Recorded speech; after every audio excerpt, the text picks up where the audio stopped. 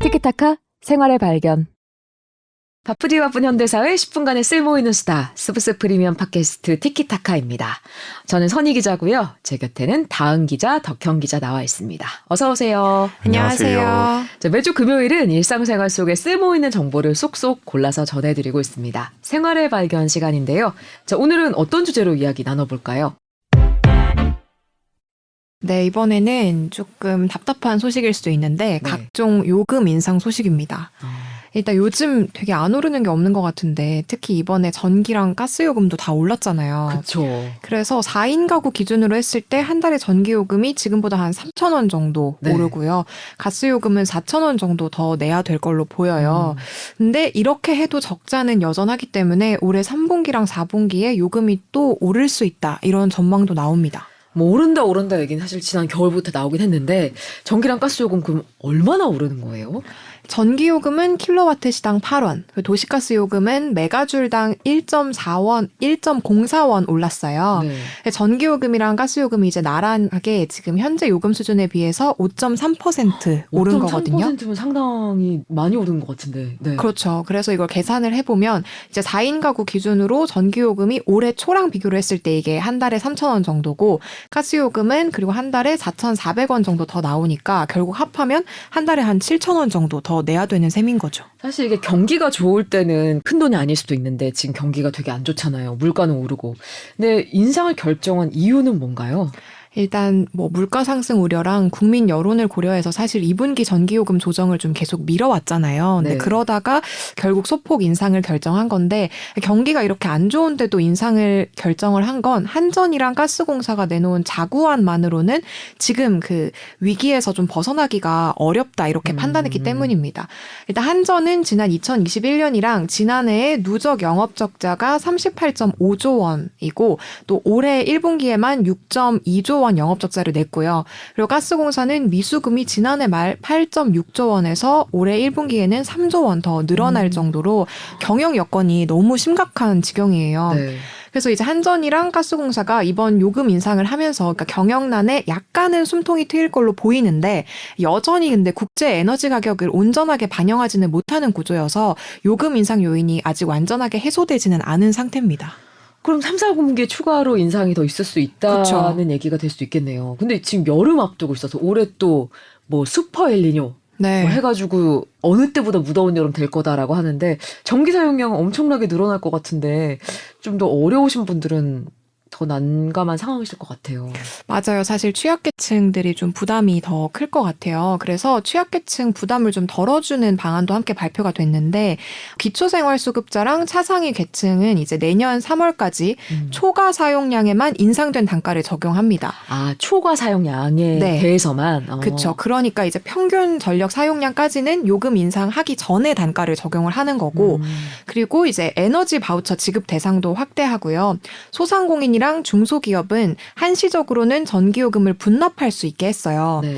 근데 사실 일반 가구도 좀 혜택이 있기는 해야 하잖아요. 그래서 그쵸? 네. 일반 가구한테는 평균보다 에너지를 많이 절약을 하면 제공하는 그 에너지 캐시백 제도가 있었는데 이걸 조금 더 확대 적용하기로 했습니다. 그래서 전기 절약하는 양에 따라서 30원 환급받을 수 있는 혜택에 더해서 그러니까 최대 70원까지 추가로 늘리도록 이 제도를 확대를 했어요. 그러니까 20% 넘게 전기를 절약하면 최대 100원까지 요금을 차감받을 수 있는 거예요. 사실은 근데 우리 일반 가정에서는 전기요 얼마 오른다 한 게 크게 와닿지 않을 수 있는데 제일 문제는 주변에서 보면은 자영업자분들. 그렇죠. 정말 고민이 깊더라고요. 요즘에 밀가루, 뭐 설탕 가격도 이미 물가가 많이 올랐잖아요. 맞아요. 그러니까 우크라이나 전쟁 이후로 사실 계속해서 좀 식탁 물가가 고공행진을 이어가고 있었는데, 근데 하반기에 또 이제 앞서 말씀하신 것처럼 역대급 엘니뇨가 등장할 걸로 예상이 되면서 가공식품이랑 농산물 가격이 더 치솟을 걸로 예상이 됩니다.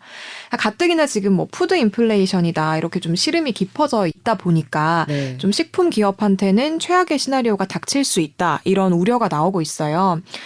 일단 그 런던 국제금융거래소에서 거래되는 설탕값을 한번 보면 현지 시간 11일 기준으로 톤당 705.30달러. 그러니까 연초 대비하면 29% 설탕값이 뛴 거고요. 맞아요. 지금 설탕 가격이 되게 많이 나오더라고요. 네. 근데 이게 왜 그러냐면 그러니까 설탕의 원료가 되는 그 사탕수수의 주요 생산국 수확량이 이제 올해 하반기에 엘니뇨 탓에 좀 줄어들 거다. 이런 우려 때문에 가격이 계속 이렇게 오르는 걸로 풀이가 되고 있습니다.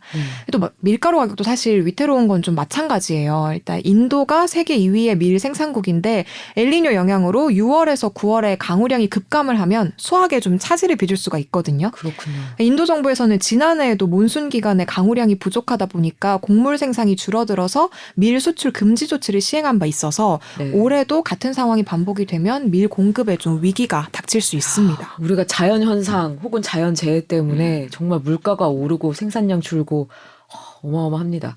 이렇게 이제 국제 설탕, 뭐 밀가격 폭등하면은 국내 여파도 굉장히 클 것 같아요. 그러니까요. 이미 뭐 국내 과자류, 음료 같은 이런 가공식품들 가격이 지난해에 비해서 몇 차례 올랐잖아요. 그런 뉴스들도 많이 나왔고요. 그렇죠. 실제로 요즘 마트 가서 뭐 군것질거리 뭐 이런 거 하려고 해서 사려고 하면은 좀 부담스러운 감이 없지 않아 있어요. 진짜 과자 한 봉지에 2,000원이 넘는 게 너무 많아요. 맞아요. 아이스크림을 그냥 제 가격을 주고 사면은 막대형 아이스크림 있잖아요. 네. 그게 한 1,500원 네, 하더라고요. 맞아요, 할인해야지 막 네. 1,000원대 이하고. 원래 저 어릴 깜짝 때는 놀랐어요. 그게 약간 월드콘 이런 게 그 정도 그죠. 가격이었는데. 맞아요.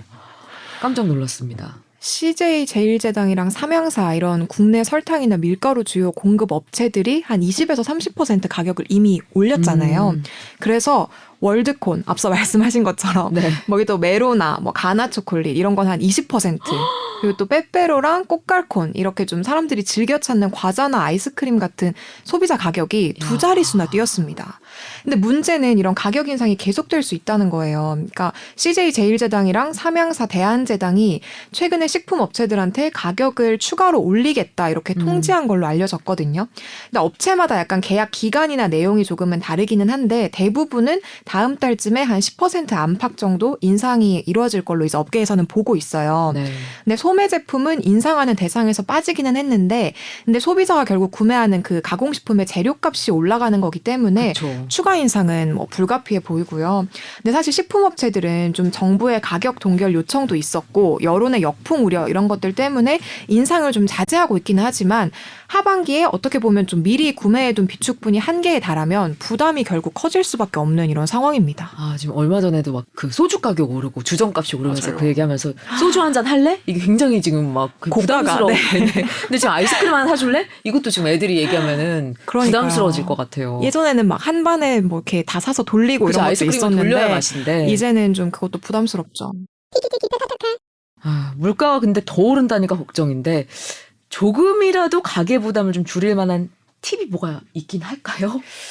일단 전기요금 앞서 말씀드렸으니까 조금 이거에 대해서 설명을 아, 그 드려보자면 캐시백 제도 얘기했던 네, 말씀이시죠? 근데 캐시백 제도 그냥 되는 건 아니고요. 네. 참여하고 싶으면 온라인이나 한전지사를 통해서 신청을 하셔야 됩니다. 아, 그리고 이제 당장 여름에 에어컨 많이 사용하시잖아요. 네. 전기요금을 줄이려면 에어컨 용량을 아파트 전체 평수의 한 50% 정도로 선택하는 게 좋아요. 30평이면 15평. 네, 그 이상은 하는 게 좋아요. 왜냐하면 적정보다 용량이 좀 작은 에어컨을 사용하면 이상을. 네, 그러니까 오히려 더 많은 전력을 사용하게 돼서 요금이 더 많이 나올 수가 있거든요. 그리고 또 이제 에어컨 종류에 따라서도 약간 절약 방법이 다른데 보통 이제 우리가 에어컨을 계속 켜두는 게 껐다 켰다 하는 것보다 낫다 이런 얘기 하잖아요. 맞죠, 그렇죠. 근데 네. 이거는 인버터 에어컨에 해당되는 얘기고요. 근데 최근 에어컨들은 대개 인버터형으로 나와서 이제 희망 온도만큼 실내 온도가 낮아지면 좀 세밀하게 출력 조절을 해서 스스로 전력 소모를 줄입니다. 네. 근데 좀 구형 모델을 쓰시는 분들도 있잖아요. 근데 네. 그게 정속형인데 이건 실내가 더우면 실외기가 켜졌다가 희망 온도가 되면 꺼지는 방식이에요. 그렇다 보니까 정속형 에어컨은 처음에 좀 세게 틀었다가 끄는 방식을 추천하고요. 아, 또 냉장고를 사용할 때는 냉동실은 꽉 채워주는 게 좋대요. 그래요? 네. 아니, 좀 잘못 알고 있었나 봐요. 저는 되게 그걸 비우는 편인데 뭔가 아. 공기순환이 돼야 될 것만 같은 느낌이 들어서 그랬는데. 그게 냉장실은 냉기순환이 중요한데 네. 냉동실은 공간이 없으면 없을수록 냉기 전달이 잘 돼서 에너지가 절약이 된다고 합니다. 아. 또 냉동실이랑 다르게 냉장실은 한 용량의 60% 정도 채우는 게 좋고요. 세탁기는 사실 좀 뜨거운 물로 세탁을 하면 할수록 전력이 많이 사용되다 보니까 가능하다면 40도 이하에서 세탁하는 게 좋습니다. 오, 저 기대도 안 했는데 꿀팁이 나왔네요. 냉동실은 좀 태워야겠네요. 자, 오늘 의외로 꿀팁을 제가 들었습니다. 자, 오늘 여기까지 들어주신 여러분 소중한 10분 투자해주셔서 감사하고요. 바쁘디 바쁜 현대사회 10분간의 쓸모있는 수다. 오늘 티키타카는 여기까지입니다. 다음 시간에도 쓸모있는 정보 가지고 올게요. 다음에 또 만나요.